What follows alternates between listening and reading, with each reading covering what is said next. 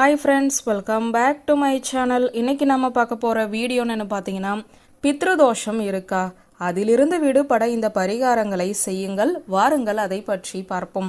ஹிந்து மதத்தில் பித்ருபக்ஷம் வருடத்திற்கு ஒரு முறை மட்டுமே வரும். 15 நாட்கள் நடைபெறும் இந்த பித்ருபக்ஷம் மிகவும் முக்கியமானது. முன்னோர்கள் கோபமாக இருந்தால் ஒரு நபர் பல பிரச்சனைகளை சந்திக்க நேரிடும் என நம்பப்படுகிறது. அவர்களின் கோபம் முன்னேற்றத்தை தடுக்கும். ஒரு மனிதனுக்கு ஒரு கெட்ட காலம் தொடங்குகிறது என்று அர்த்தம். நீங்களும் இந்த பிரச்சனைகளை எதிர்கொண்டால் உங்கள் முன்னோர்களை வழிபடுங்கள். பித்ருபக்ஷத்தில் 15 நாட்கள் முன்னோர்கள் பூமிக்கு வருவார்கள் என்பது ஐதீகம். அந்த வகையில் புண்ணிய மாதமான புரட்டாசி மாதம் இந்த ஆண்டு செப்டம்பர் 17ஆம் தேதி துவங்கியது. புரட்டாசியின் முதல் மற்றும் கடைசி ஆகிய 2 நாட்களுமே பௌர்ணமி திதியாக அமைவதால் இந்த நாளில் செய்யப்படும் சத்யநாராயண பூஜை மிகவும் சிறப்பு வாய்ந்ததாகும்.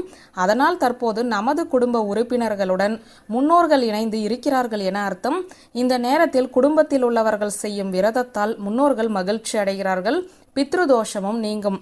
புராண நம்பிக்கைகளின்படி வீட்டில் குழந்தைகள் இல்லை என்றால், குழந்தைகள் பிறப்பது தடையாக இருந்தால், நீங்கள் மீண்டும் மீண்டும் ஏதேனும் தடைகளை எதிர்கொண்டால் உங்கள் வீட்டில் பித்ருதோஷம் இருக்கிறது என புரிந்து கொள்ளுங்கள்.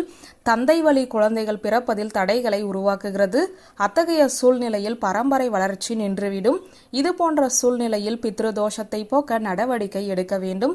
வாங்க இந்த வீடியோவில் பித்ருதோஷம் இருப்பதற்கான அறிகுறிகள் என்னென்ன, அதை நீக்க என்ன செய்ய வேண்டும் என்று தொடர்ந்து பார்க்கலாம். வீட்டு முற்றத்தில் வளரும் அரச மரம், அதாவது பித்ருதோஷத்தை இது குறிக்கிறது. இது தவிர வீட்டின் சுவர்களில் அல்லது தொட்டிகளில் விரிசல்களில் வளரும் செப்பு செடிகள் பித்ருதோஷத்தை குறிக்கிறது.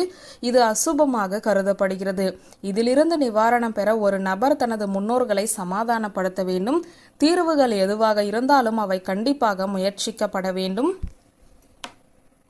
ஒரு நபர் தனது வேலையில் நெருக்கடியை எதிர்கொண்டால், சில காரணங்களால் மீண்டும் மீண்டும் நஷ்டங்கள் ஏற்பட்டாலுமே முன்னேற்றம் ஏற்படாமல் போனால் அது முன்னோர்களின் தவறாக தெரிகிறது. எத்தனை முறை முயன்றும் பலனில்லை. அத்தகைய சூழ்நிலையில் உங்கள் முன்னோர்களை வழிபடுங்கள். அதுதான் உடனடியாக பித்ருதோஷத்திலிருந்து நிவாரணம் தரும். வீட்டில் திடீரென சில சம்பவங்கள் நடப்பது தந்தையின் தவறாலும் தான்.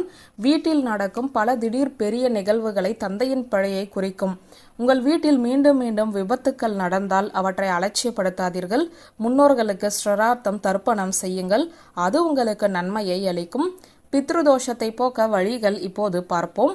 பித்ருபக்ஷத்தில் தர்ப்பணம், பிண்டாதானம், தூய எண்ணங்கள், செயல்களை செய்ய வேண்டும். இதனுடன் முன்னோர்களை சாந்தப்படுத்த உணவு மற்றும் நீர் வழங்கவும். இதனுடன் பூமாலையை முன்னோர்களின் படங்களுக்கு சமர்ப்பிக்க வேண்டும். மேலும் உங்கள் முன்னோர்களின் பெயரில் தீபம் ஏற்றவும். ஒவ்வொரு இடத்திலுமே தனித்துவமான வாசனை இருக்கும். ஆனால் அந்த மாற்றம் மாற தொடங்கி விசித்திரமான வாசனை நீங்கள் உணர்ந்தால் அது பித்ருக்கள் வருத்தத்தில் இருப்பதை குறிக்கிறது.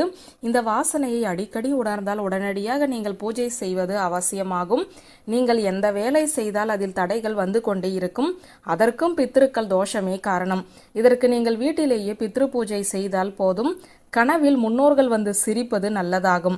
அவர்கள் மகிழ்ச்சியுடன் இருக்கிறார்கள் என அர்த்தம். ஆனால் அவர்கள் கனவில் அழுதாலோ மனவருத்தம் அடைந்து பேசினாலோ அது பித்ருக்கள் கோபமாக இருப்பதற்கு சமம்.